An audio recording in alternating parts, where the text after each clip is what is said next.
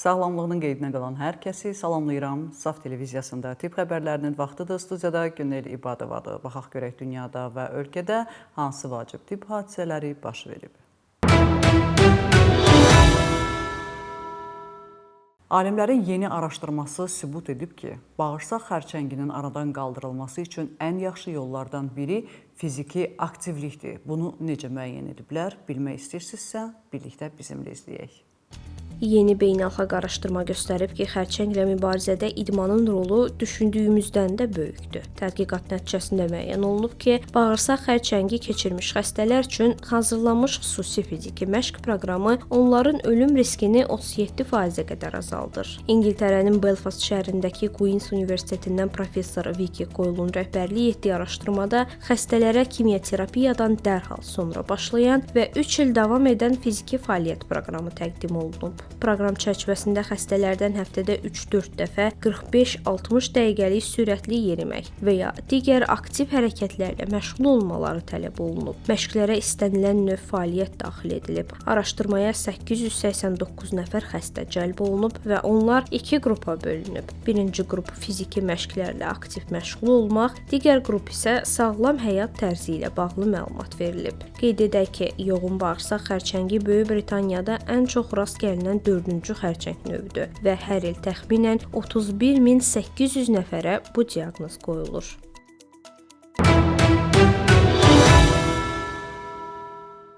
Elm inkişaf elədikcə viruslar, xəstəliklər də onunla bərabər inkişafa doğru gedir. Bu nə qədər qanuna uyğundur, bilmirəm, amma təəssüflər olsun ki, təbiət məhz bu cür formalaşıb. İndi isə allergiya həftəsidir. Yəni iyunun 5-dən 11-nə qədər bütün dünya müxtəlif allergiya xəstəlikləri ilə bağlı tədbirlər keçirib və maarifləndirmə işləri aparılıb. Dünyada ən çox yeni allergiya testləri aktualdır. Çünki onların sayəsində nədən allergiya olduğumuzu, nəyə allergiya olduğumuzu öyrənə bilirik. Lakin bu testlərin içərisində bəziləri var ki, onları evdə də istifadə etmək olur. Ev testləri nə qədər doğru cavablar verir? Alimlər araşdırıb məhz bu sualın cavabını verib. Biz də sizə təqdim edirik.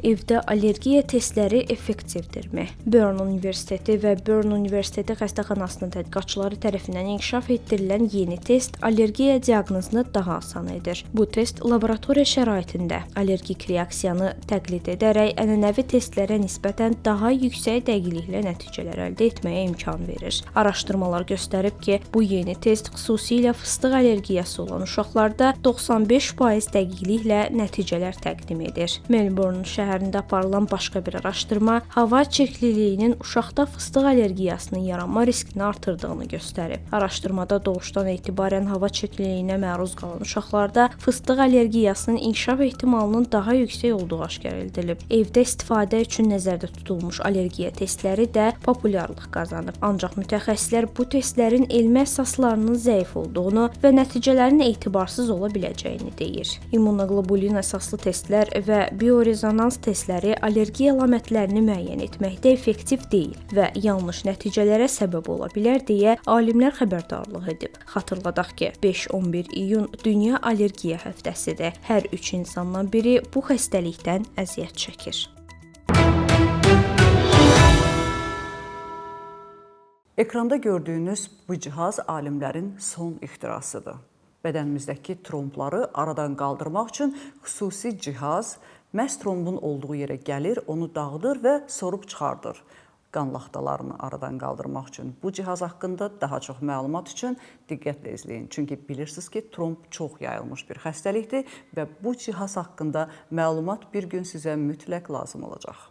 Qan laxtalarını aradan qaldıran cihaz icad edilib. Stanford Universitetinin alimləri qan laxtalarını aradan qaldırmaq üçün 90% effektiv, ənənəvi üsullardan əhəmiyyətli dərəcədə yüksək olan yeni alət hazırlayıb. René Zhao və Jeremy Hayt'in rəhbərlik etdiyi komanda tərəfindən yaradılan cihaz ucunda yuvaları və qabırğaları olan fırlanan borudur. Qan laxtasının yanında fırlanan zaman cihaz sıxılma və kəsici təsir göstərir. Fibrin liflərini sıxır və onları yığcam bir topa yuvarlayır. işləyir, sonra isə sorub çıxarılır. Damar modelləri və canlı donuzlar üzərində aparılan testlər qan laxtasının həcminin 95%-ə qədər azaldığını və əksər hallarda ilk cəhddə müvəffəqiyyətlə çıxarılmasını göstərdi. İnkişaf, infarkt, vuruş və digər damar xəstəliklərinin müalicəsini təkmilləşdirə bilər. Tədqiqatçılar texnologiyanı kommersiyalaşdırmaq və onu böyrək daşları da daxil olmaqla digər patologiyalarla mübarizə aparmaq üçün uyğunlaşdırmağı planlaşdırır.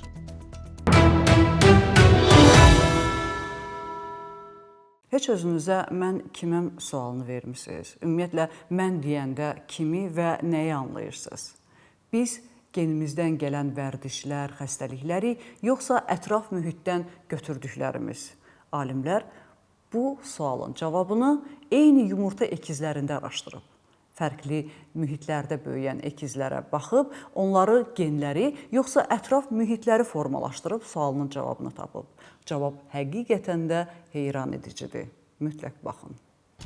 Bizi daha çox genlərimiz, yoxsa ətrafımız formalaşdırır? Sualı cavablamaq üçün 11 tədqiqatda təxminən 22.000 eyni yumurta əkizinin məlumatları təhlil edilib. Nəticələr Nature Human Behavior jurnalında dərc olunub. Bu, eyni yumurta əkizləri ilə bağlı bugünə qədər edilən ən böyük araşdırmadır. Tədqiqatçılar müəyyən edib ki, həyat tərzi və yaşayış şəraiti sağlam qocalmağa genlərdən daha çox təsir edir. Onlar narahatlıq, depressiya, psixotizm, nevrotiklik, autizm və digər psixi narahatlıqları həm genetik, həm də ətraf mühit təsirlənmələrindən tapıb. Aktiv həyat tərzi keçirən, pozitiv çevrəsi olan, anadan gəlmə psixi problemləri olanlar öz xəstəliklərini daha çox idarə edir və normal həyat yaşayır. Neqativ mühit isə bu xəstəlikləri daha da qabardır, deyə alimlər bildirib. Tədqiqatçılar ciddi psixi sağlamlıq və ya nevroloji problemlər olan insanlar üçün xoş ətraf mühitdə yaşamağın nə qədər vacib olduğunu bildirib.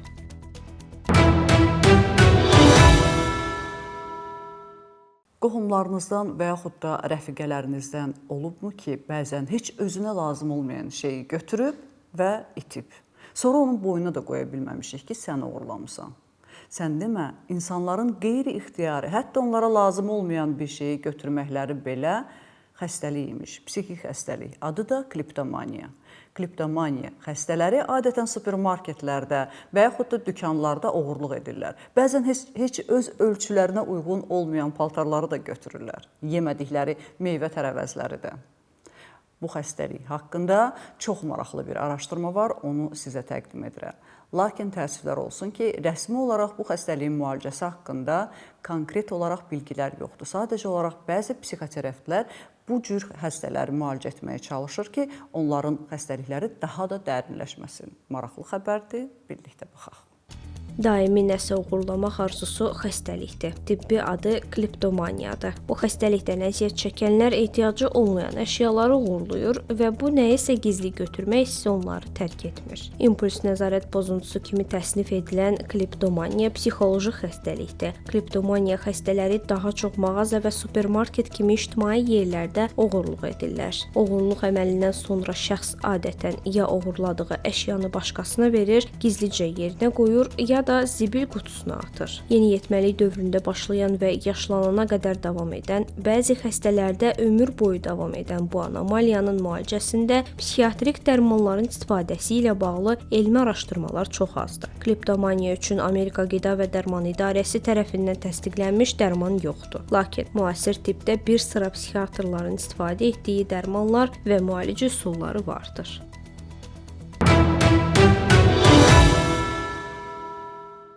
Artıq meyvələri soyuducuda saxlamaya da bilərsiniz. Alimlər yeni yeməli bir örtük kəşf edib ki, meyvələrin üzərinə onu sərdikdə, daha sonra meyvə ilə birlikdə yemək olar. Lakin bu örtüyün özəlliyi ondan ibarətdir ki, meyvələr onun içərisində qalanda bir həftə, bəzən 10 gün xarab olmur, çürümür. Meyvələri təzə saxlamağın yeni üsulu. Çinin Tianjin Universitetindən olan alimlər meyvələrin soyuducuya ehtiyac olmadan daha çox uzun müddət təzə qalmasını təmin edən yeni yeyilə bilən qoruyucu örtük hazırlayıb. Bu inqilabi texnologiya lizozim adlı antibakteriyal zülal, nanoselluloza və natrium duzunun qarışığı ilə yaradılıb. Örtük meyvənin üzərində nazik təbəqə əmələ gətirir. Nəmin buxarlanmasının və mikrobların çoxalmasının qarşısını alır. Yeni hazırlanan hazırlanan yeyilə bilən qoruyucu örtük meyvələrin təzə qalma müddətini 2-5 dəfə artırır. Bu texnologiyanın ən böyük üstünlüklərindən biri isə soyuducuya ehtiyac olmamasıdır. Meyvələr otaq temperaturunda da keyfiyyətini qoruyur. Örtük qida dəyərlərinin 98%-ni saxlayır, 90%-nin daha az karbon emissiyası yaradır və nəticədə həm təbiətə, həm də insan sağlamlığına faydalıdır. Üstəlik, su ilə asanlıqla təmizlənir və tamamilə təhlükəsizdir. Yeni örtük 17 fərqli meyvə növündə, o cümlədən çiyələk və mangoda sınaqdan keçirilib və müsbət nəticələr verib.